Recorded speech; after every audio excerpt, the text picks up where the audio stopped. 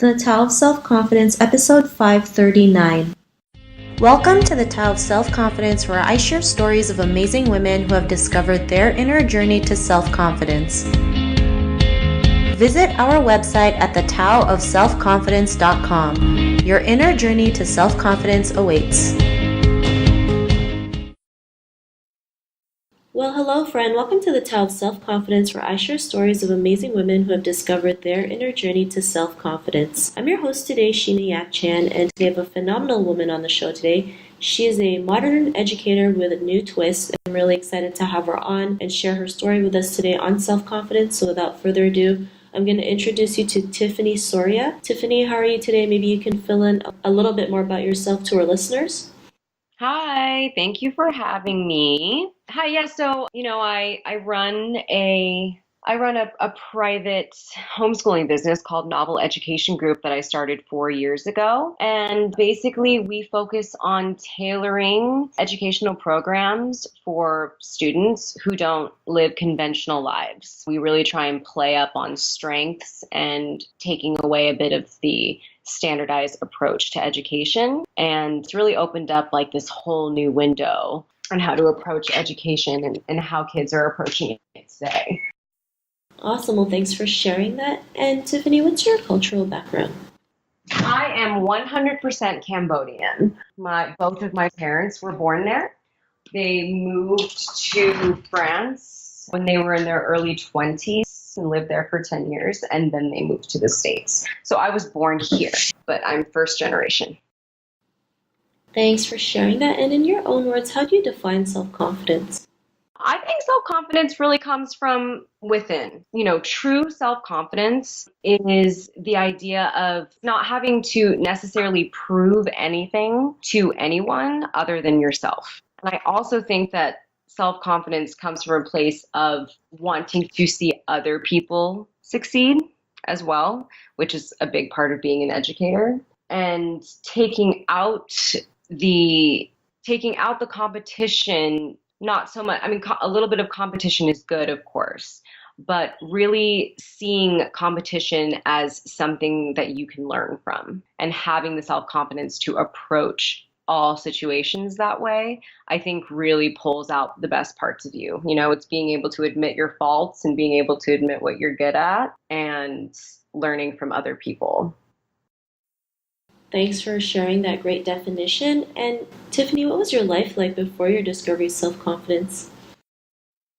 I think I was in school. I grew up in Oregon, and I was in college, and I was really, honestly, a very sort of confused child. I think being a first generation person, I think a lot actually of Asian kids and Asian women are very confused growing up because I think that you're trying to appease two different cultures. I think you're trying to appease your parents, but at the same time, when you're at school every day and you meet American families or families of other cultural backgrounds that are not Asian, and they have different expectations of you and different ways that they do things, I think that or at least I did anyways. I grew up just sort of not really knowing what was right and what was quote unquote cool. So I didn't, I definitely was a behind the curtains type of person. And all the way through college, I think I was like that. Up until maybe about my second year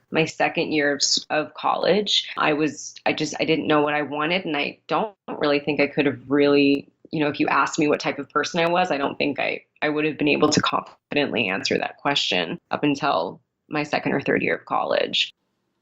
Thanks for sharing that. And I think that a lot, like you mentioned, a lot of Asian kids, especially when they move to a different country, they do have that. They're torn between like their Asian culture and trying to assimilate to maybe the American culture. Or, like my parents migrated to Canada, so it was hard as well too. It's like at home you follow Asian culture, and then outside it's like a totally different thing, and you're not sure what to do. You get kind of torn in between. But what was that point in your life when you realized that you could be who you are today, have that confidence to especially go out there and create an educational company or program that helps, unconventional kids? What was that aha moment? So I felt like I found happiness when I was in college, and that's sort of like where a lot of my self-confidence came. It wasn't the defining moment for me, but I think that's where it started. So basically, I just sort of embraced what I was good at in school, and which was science, even though I didn't really have an answer at the end of the road. I do think that a lot of Asian families put a lot of emphasis on just like, okay, so what's the point of this? Why are you doing this? And I think one of the reasons why I was so confused and maybe even a little bit depressed was because I didn't have an answer to that question for a really, really long time. But I just took that part out of my life and just lived it. And at that point, I started to do really, really well in school. And I actually really fell in love with just being a student. And that's when I really started to excel in college. I studied science without, I wasn't planning on going to med school. I wasn't planning on going to pharmacy school or any of those things. And usually, if you're studying science in school, as an Asian person, that is usually the road that you were going down. But for me, as soon as I took that expectation out of the equation, then I was able to really enjoy my life and enjoy what I was doing and not put so much pressure on myself.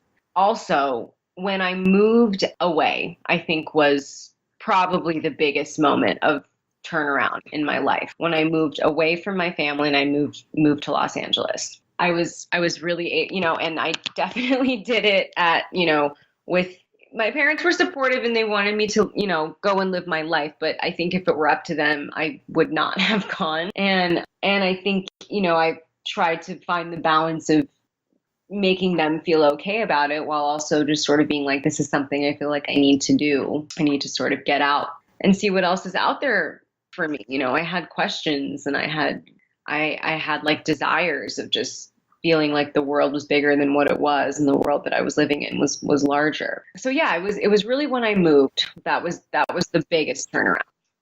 Thanks for sharing that. And yet, when you go out there and move out and be out on your own, especially where you step in a world that you've never been before, it does take a lot of confidence. You get to know yourself a little bit more, and you know what you can tolerate and not tolerate. And just having that time to yourself is huge, right? And learning different cultures is different. It was a move. You moved from Oregon to LA. It's still like different. It's still different in a way that you've never seen before, and it's great that you can learn, right? And because of these realizations, what's your life been like now?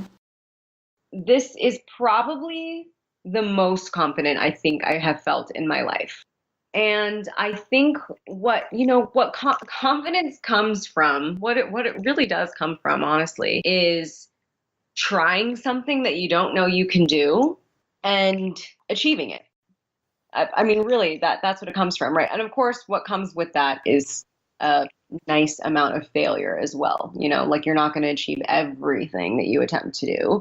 And if you go in with that mindset, I think sometimes things can be a little bit disappointing. But what you at least have to do is try. And if you try and try and try, then you will achieve at something. So then you sort of like gain a little bit from that, right? You sort of gain like, oh, wait a second, I can do this. Like I wanted to do that and I did it. So if I can do that, then I can do all of these other things too. Or I can at least try and do all of these other things. And if I can't do it, then oh well, there'll be something else that I can do. So that's really, how I feel about everything now. Like when I want to try something, it's just not letting fear make that decision for me anymore, and not letting necessarily, if it's not the most practical attempt or practical goal, that's still okay. And you can still try it because you know that if you don't quote unquote succeed, that there will be something else, that you'll learn something else along the way, or another door will be opened, or there will be something else that you can try. It's just, I'm at a point in my life right now where I don't really feel like there's a lot that I can't at least try. I'm not going to say that I can do anything, because I don't really think that that's realistic for anyone, but I know I can at least try everything. Thanks for sharing that. And I love how you mentioned you go and try out new things, but it does come with a lot of failure. A lot of us, when we try to do something new, we feel like we have to get it right the first time, not realizing like it's gonna suck the first time. But when you Right. keep, when you keep doing it, it's gonna suck less, right? Oh, exactly. Yes, it does. It absolutely does. I mean, Really. I can't emphasize that enough. That if you just, if you fail at something once, and sometimes like you really can't let it get to you, like, because you're going to fail again. Like, it's just sort of like, it's just sort of guaranteed. Like, we're all going to sort of, things will not work out. That is a guarantee in life. And things will not work out in your life more than once. But, the more that you just kind of like keep going and keep trucking through it and then trying it again, it just doesn't hurt as bad afterwards. And then it's just not, it doesn't matter. It's not that big of a deal. There are other things. There are so many things in this world to try. There are so many things to do, so many people to meet, that it's okay when these things don't work out. Thanks for sharing that. And Tiffany, to the woman who's listening to your episode, she may be in her own journey to self-confidence. What would be that one tip you would give to her? The one tip I would give to her is to take risks, is really what I would say, and don't let other people define what you want to do, and that you can find a balance in your life of being independent and also being proud of your culture. You don't have to choose between the two, and you can take those risks and you can do them proudly without having to be shy also about your cultural background and where you came from. Thanks for sharing those great tips. And if our listeners wanted to get to know a little bit more about you and what you do and check out your educational programs, is there any links or social media profiles we can connect with?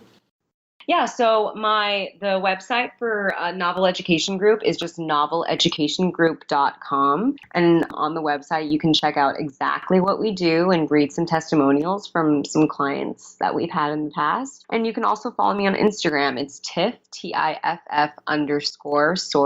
Sorya, where you can just sort of follow my life a little bit. So you could check those out. Awesome. Well, thanks for sharing that. And to our listeners, if you want to connect with Tiffany, you can also head on over to theselfconfidence.com and search for Tiffany's name. Her show notes will pop up along with everything else that we talked about. And I really just want to thank Tiffany today for taking the time to share her story and tips with us on self-confidence. So thank you so much, Tiffany. Thank you so much. Thank you for having me. Not a problem. It was really great having you on the show. And to our listeners, be on the lookout for another new episode of another amazing woman's journey to self-confidence. And we'll talk to you soon. Bye for now. Thank you for tuning in to another amazing episode of The Tao of Self-Confidence.